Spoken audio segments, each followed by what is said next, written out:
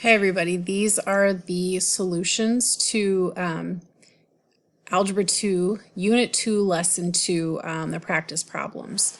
So number 1 says select all the polynomial expressions that are equivalent to 6x to the fourth plus 4x cubed minus 7x squared plus 5x plus 8.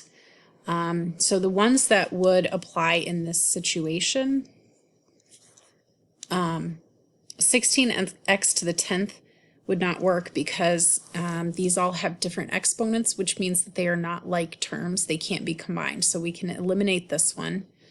6x to the 5th doesn't have the same exponent here, so we can eliminate this one. If we look at this one, this is basically exactly the same as what's written up here. So we know that this one would be correct. This one has a positive 8. This one has a positive 8.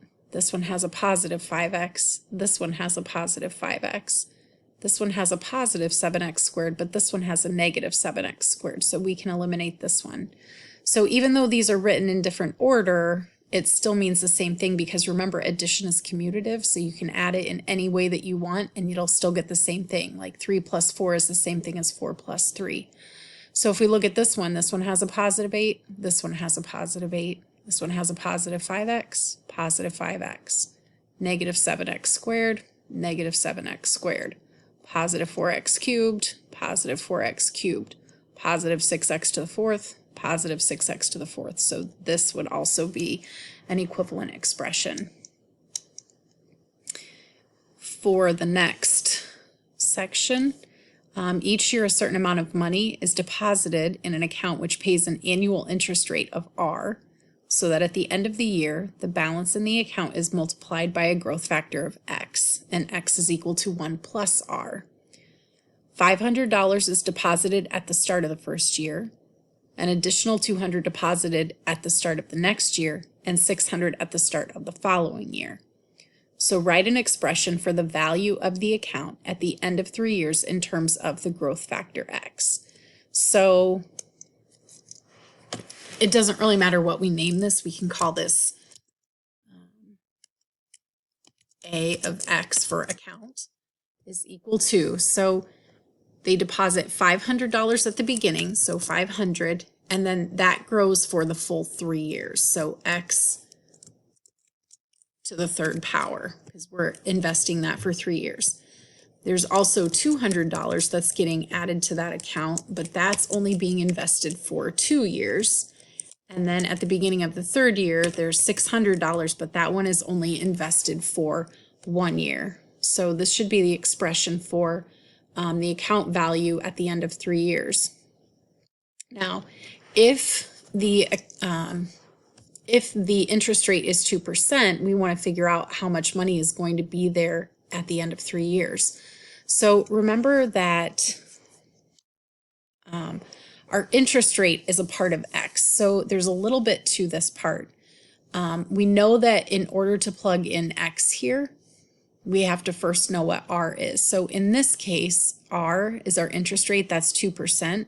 But before we can add it to 1, we have to change this to a decimal. So we can't leave this as a percent. So 2% is the same thing as 0.02. So to find what x is equal to, x is equal to 1 plus 0.02.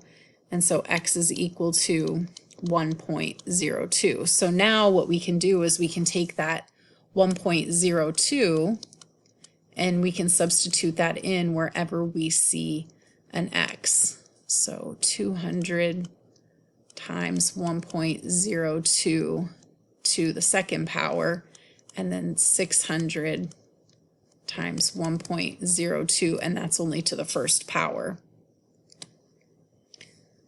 So the value for the first portion, this amount right here, is going to be $530.60.4, so 0.604. And I'm going to leave that there just in case we need to round at the end. The 200 times 1.02 squared would end up being $208.08. And the last one would end up being a total of $612 even. So when we add all of these together, we would have at the end of those 3 years $1,350.68.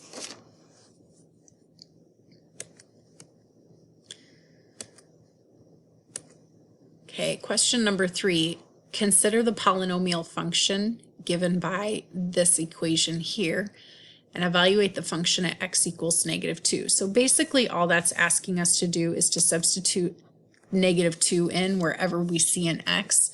So really what they're saying is p of -2, because this is our input, x represents our input, is equal to 5 times -3 cubed plus 8 times -3 squared minus 3 times -2 plus 1.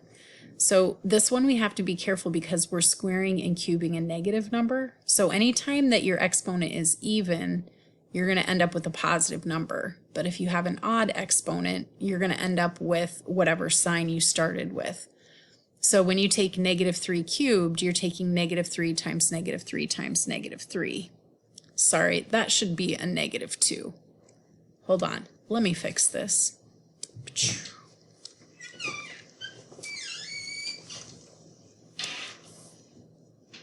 All right, so -2 here, -2 here. So -2 cubed would be -8. And we're multiplying that times 5. -2 squared would be a +4. And then -3 times -2 is a +6 and a +1. So 5 times -8 is -40 plus 32 plus 6 plus 1. So -40 plus 32 is -8. -8 plus 6 is -2, and -2 plus 1 is -1. So P of -2 is equal to -1. Sorry, that should be a 1, not a 7.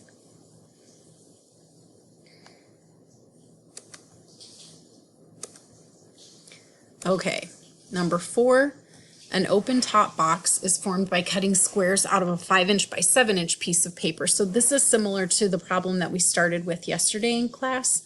So here's where those two side lengths show up. The 5" by 7" piece of paper, those numbers show up right here.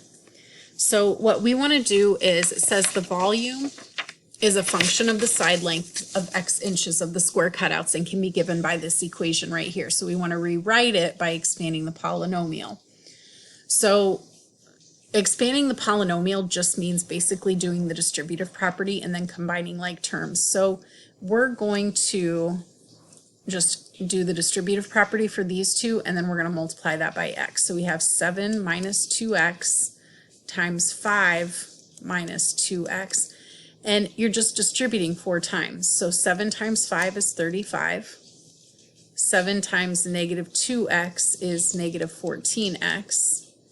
And then we're going to distribute the -2. So -2 times 5x is -10x. And then -2x times -2x is +4x squared. And now this whole thing, we can actually combine our like terms really quick here. So, and I'm also going to write this so that the biggest exponent goes first. So this would be 4x squared. So I'm done with this part. I'm going to combine these two because these are like terms. -14 minus 10 would be -24x. And so now we're done with these. And then the last one, this is a +35. So we're going to do a +35 here. And then we've got times x. So then we just distribute this x throughout, so we get 4x cubed minus 24x squared plus 35x.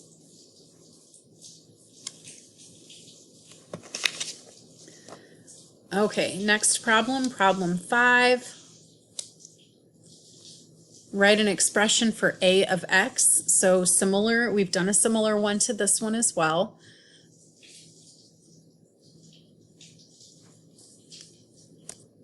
Okay, if we want to fence in a playground, so I'm going to kind of do a little sketch here. It's not going to be pretty, so use your imaginations, people.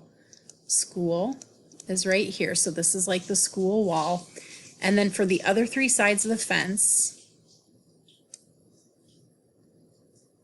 and we're going to pretend like those are all perpendicular lines and it looks really pretty.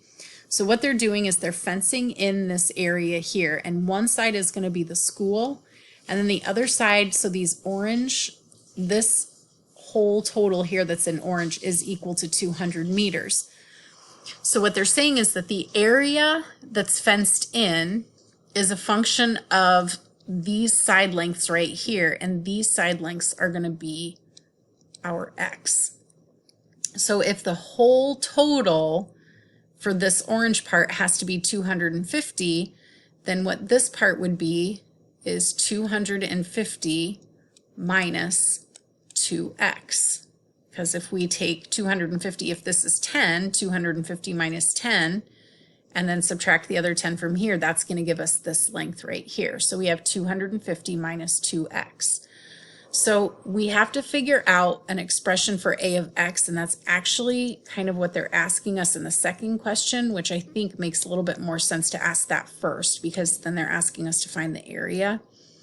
So write an expression for a of x. We know that when we take the area or find the area of a rectangle, we're just taking length times width. So here we're taking the length, which is 250 minus 2x, and we're multiplying that times x. And I'm actually going to write this out. A of x is equal to 250 minus x. So now all we have to do is figure out, okay, what's the area? So if we substitute 50 in wherever we see an x, 50 times 2 is 100, so 250 minus 100 is 150, and 150 times 50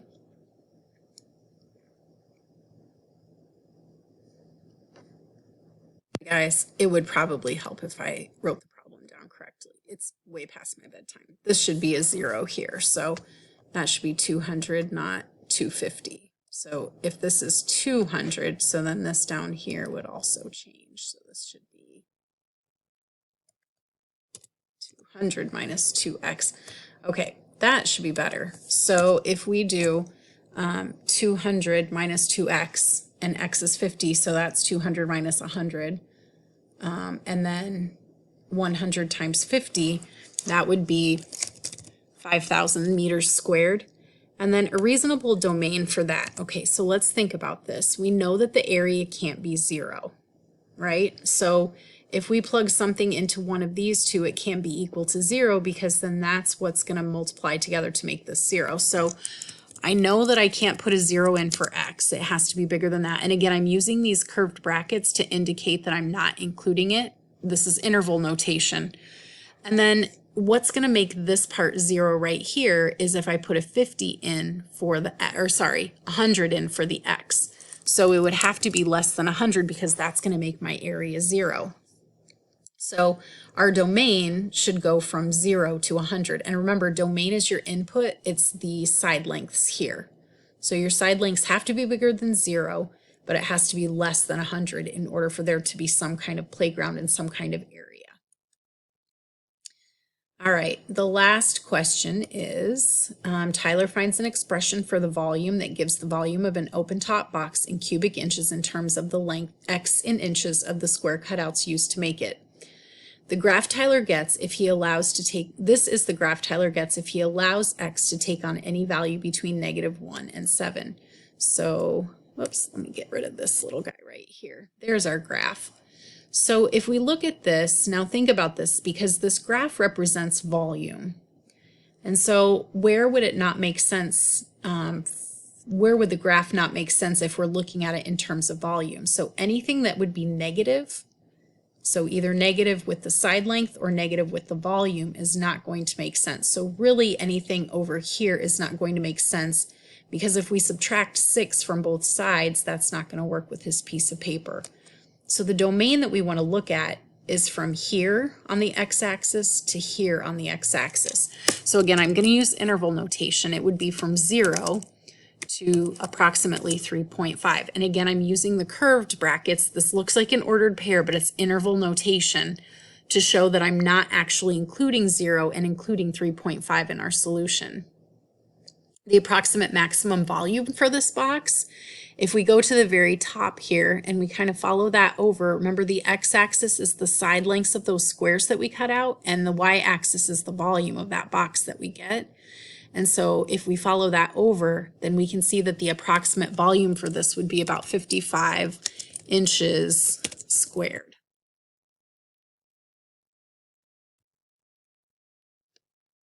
Let me know if you have questions.